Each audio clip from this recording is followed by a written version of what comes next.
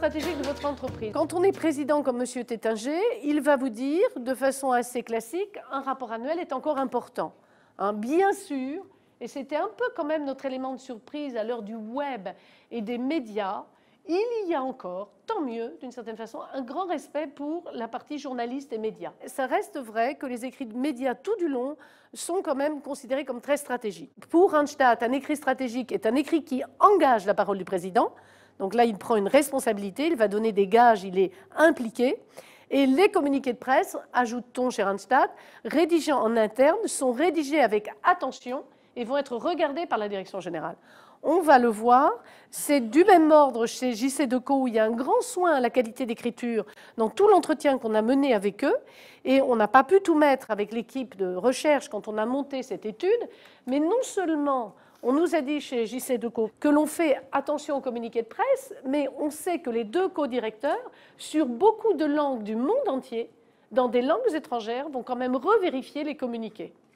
Donc ce soin à la précision, à la qualité du langage est quand même très présent et toujours sur ce lien aux médias.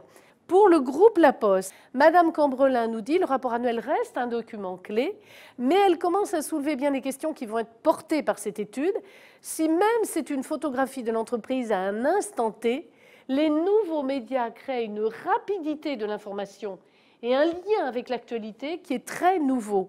Et finalement, il y a des nouveaux rendez-vous, dit-elle, qui permettent d'accompagner de façon continue l'info et l'actualité du groupe et qui sont beaucoup plus vifs désormais que ce rapport annuel. À l'heure du web, ajoute-t-elle, chaque consommateur prend la parole. À tout moment, donc au sein de l'entreprise comme en dehors, c'est un des grands constats de cette étude, c'est que l'interne devient un coacteur important. Elle dit bien les écrits internes doivent veiller à ce que les collaborateurs puissent incarner et porter les messages. Donc les écrits internes vont être moins régaliens et moins en autorité, et plus en co-création et collaboration, mais très porteurs d'un patrimoine. Alors pour Philippe Toby, il dit les écrits liés à la politique de RSE sont déterminants, et nos clients, on va souvent retrouver cette formulation, nos clients souhaitent donner du sens à leur achat. Le donner du sens est aussi une expression qui, dans l'étude, remonte souvent. Donc, on veut les rassurer. Pour Laurent Petit, les écrits stratégiques sont ceux qui sont à destination des clients. Alors, c'est intéressant aussi, parce que quand on connaît le groupe, il y a quand même un humanisme et une prise en compte des collaborateurs qui est très forte.